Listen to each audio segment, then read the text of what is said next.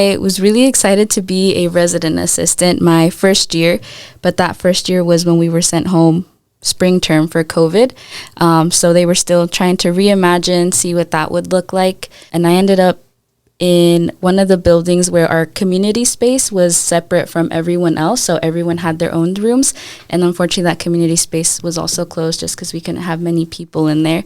So when it came to program planning, I feel like it was just a difficult time for students. And then for myself, we were all very isolated, still being on campus. But there was a point where I was supposed to plan a program for them. And I had gotten them really excited. Was like, we're going to have a movie night. We're going to order pizza. I think it was what we were ordering. And it ended up coming to the point where the movie was set and everything. But when I had ordered the food, I had set it for a different date. So when the time came, the students were like, oh, where's our food? I was like, this is the one thing that we were all looking forward to, you know, having this activity, like getting together in a way through Zoom or whatever that, it was getting together through Zoom. So that felt like a really big failure because I was like, this one little detail. And from there, I really did work more on, I became more detail oriented. I made sure to check in with my supervisor more when it came to those events, just having someone to double check them. So then the following term is when I ended up doing like one more program than what I had done in the past, kind of making up for it. Failure.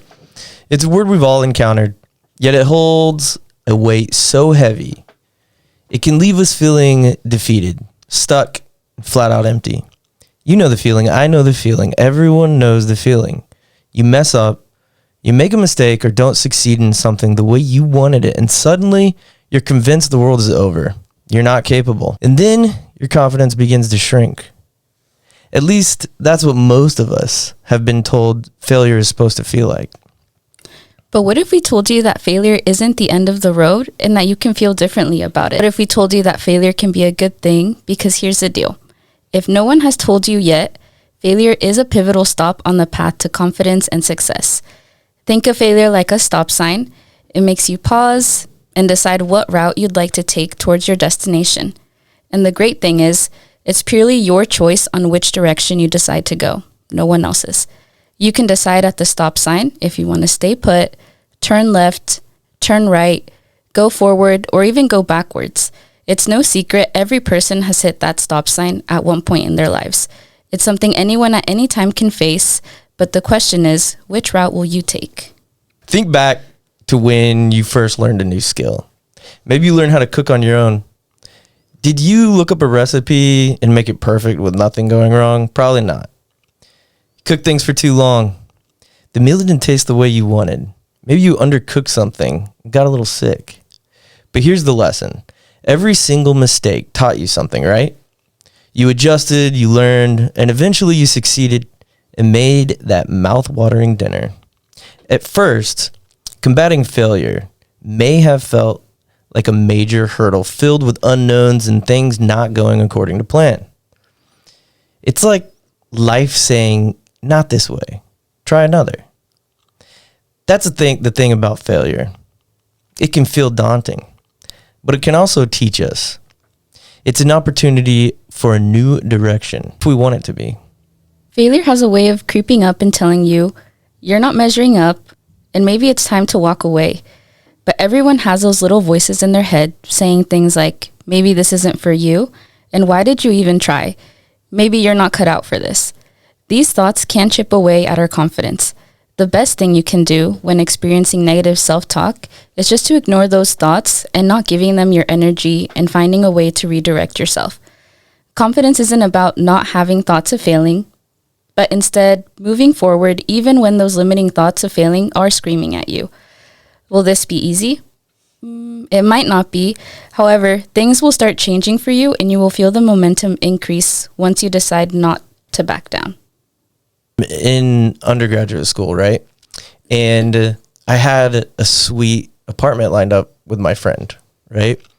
But careless am I, right? I was depending on extra financial help from people who, my parents. I wasn't really communicating to them. They didn't know how much the deposit was. They didn't know how much rent was, right? I think I was like a junior.